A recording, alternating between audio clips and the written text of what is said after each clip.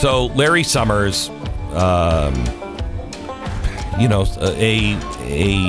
government official in the past, a respected economist, I guess. I've never found him to be, a guy that, I wanted his opinion on. However, he has been right about a couple of things.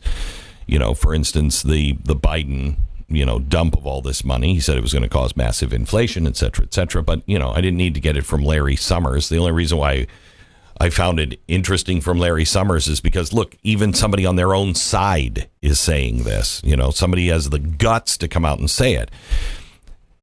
Now he is part of this massive dump of all of the stuff from Jeffrey Epstein. And the problem is, and I've said this to everybody on my staff, look, we are a group of people that are under attack all the time for what we believe. So don't ever write anything that you don't want on the front page of the New York Times. Don't ever put it down in writing. Don't ever text anybody, and keep your nose clean. Always keep your nose clean. Keep your wits about you. We call it a Glenn Beck tax. You're working for me, and we are under a microscope, fair or unfair, all the time. So you're going to pay a heavy tax. So if you want in on this circle, just know you can't be a dirtbag at any time. You have to keep your wits about you. If you have something you're doing that you shouldn't be doing, stop doing it, clean it up, admit to it, and clean up your life, because that stuff will come out eventually. Here's Larry Summers. He knows this is at 2019. He knows who he is now. This is after the Miami report comes out that shows exactly who he is. Everybody, by 2018, you know who Jeffrey Epstein is now. It's not just hearsay. It's not, well, he kind of did these things, but he got away with it, and it wasn't really, it was just more of a slap on the wrist. All the things that you're like, well, I don't know. I mean, I wasn't there. I wasn't part of the jury, so I don't know. He seems like a nice guy if you knew him. You could still kind of, I guess, talk your way into it. By 2018, there's no way of talking your way into this is a good guy. And Larry Summers wants him to be his wingman. Okay, and help him, quote, get horizontal with this woman who was a student of his. Okay, I mean, it just gets worse and worse and worse.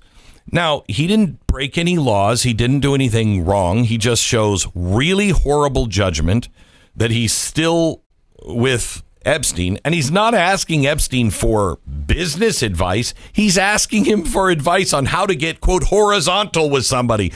That's something that Jeffrey Epstein might have known, but you don't want his advice because he's a complete and total dirtbag on it.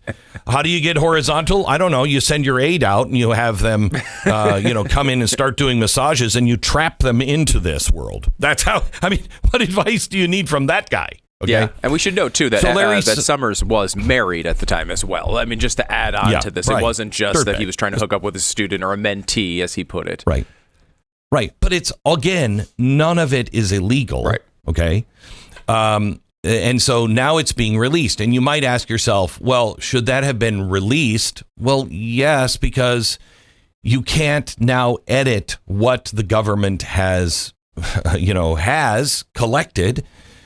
You just have to say there's some stuff here that is illegal, some stuff that's not illegal, some stuff that, you have to use your own judgment. You can't just tie everybody that is now, all this information has been gathered up. We talked about this 3-4 years ago. If you have that stuff, how many innocent people that have something collected about them because they were in a circle of this, but had no knowledge or information or anything, are you going to start smearing innocent people because the information was collected because they somehow or another were connected, but nothing illegal or even immoral?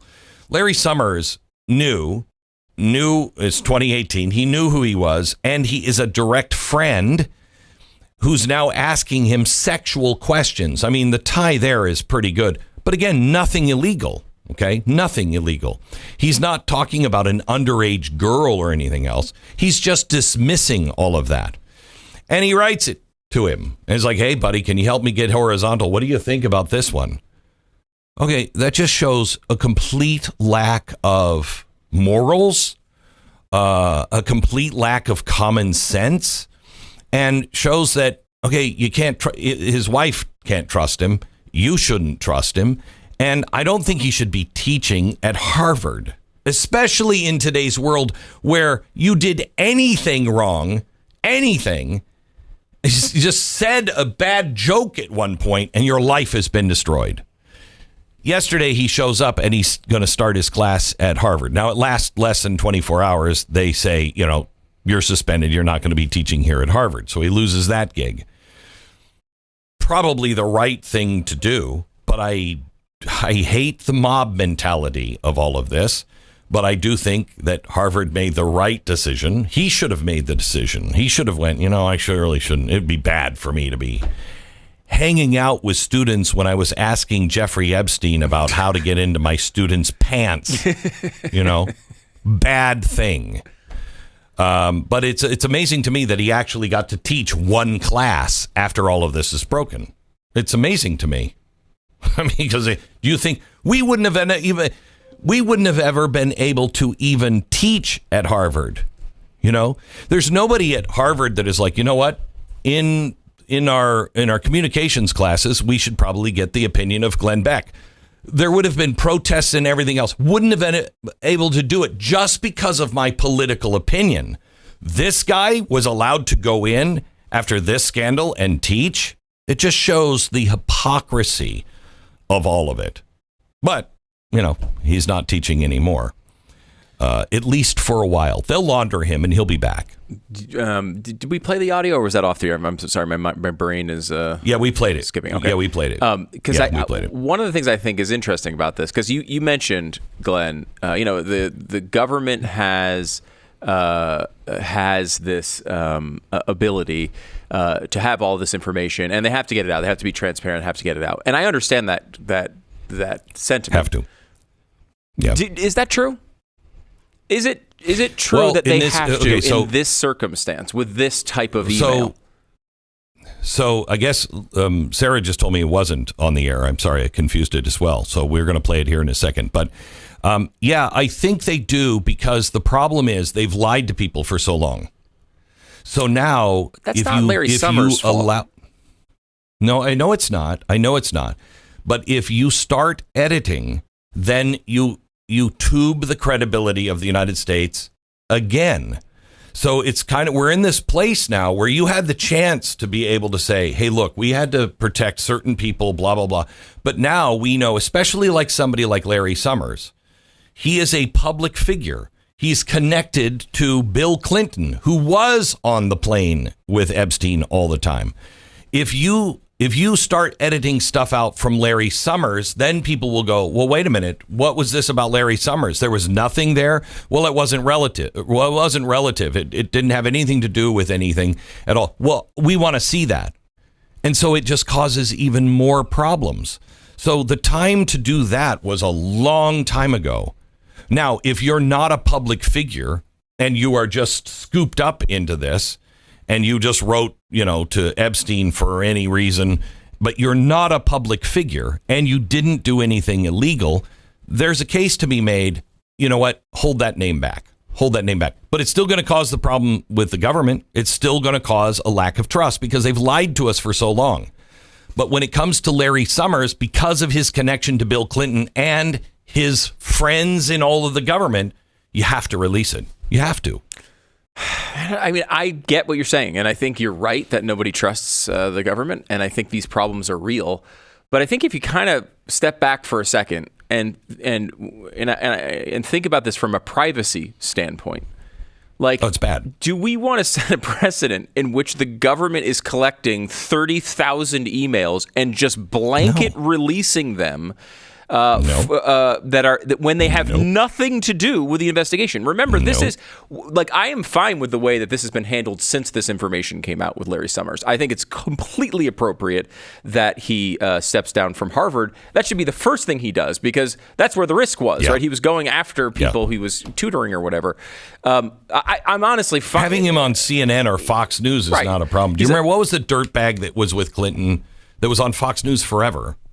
Oh, I think you're thinking about Dick he was Morris. Dick Morris, had some what a issues. bad guy. Okay, I mean, it's Larry Summers and Dick Morris. I mean, I think less of Dick Morris. I only have one piece of evidence here with Larry Summers, but they're cut from the same cloth. It's a personal dirtbag. Okay, what difference does that make? We have personal dirtbags on television and everywhere in life all the time. We'd have no reporters or people on TV if we had this standard.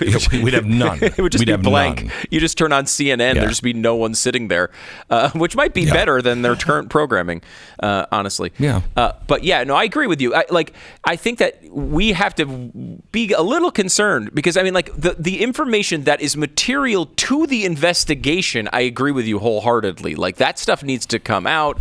But when you're talking about whether Larry Summers was having or thinking about having an affair, like that is not information we should necessarily know right now. I think the way we've reacted to it after we knew it is fine, but should we know that coming from the government? Can I add one thing to this? Mm-hmm. I think there is a case because this was a Chinese official. This was somebody who was being a mentee to Larry Summers, and she knows President Xi. The father is in bed with President Xi and the Chinese communists and everything else. So it is important on a higher level. This isn't just some nobody from Nebraska. This was somebody connected to the Chinese Communist Party, and so it shows that his selection of friends really, really bad, and a guy who is that high level should not have a national security clearance anymore. I mean, that's the real story. That's what should have been pulled first. Your national security clearance is gone. You show that you are easy to be blackmailed. Okay, I mean, I don't know what else you have to hide now, but you could have been blackmailed on this. You show absolutely no self-restraint, no common sense. And you're wanting to bed somebody that's in bed with the Chinese Communist Party, and you're a former Treasury Secretary. No, no security clearance for you. That to me is the reason it should have been released. Myself, by the way, here he is yesterday as he opens class at Harvard. Here he is. Some of you will have seen my statement of regret, expressing my shame with respect to what I did in communication with Mr. Epstein, and that I've said that I'm going to step back from public activities for a time, but I think it's very important to fulfill my teaching obligations. And so, with your permission, we're going to go forward and talk about the material in the class. Yeah. Well, that didn't last. So there you go.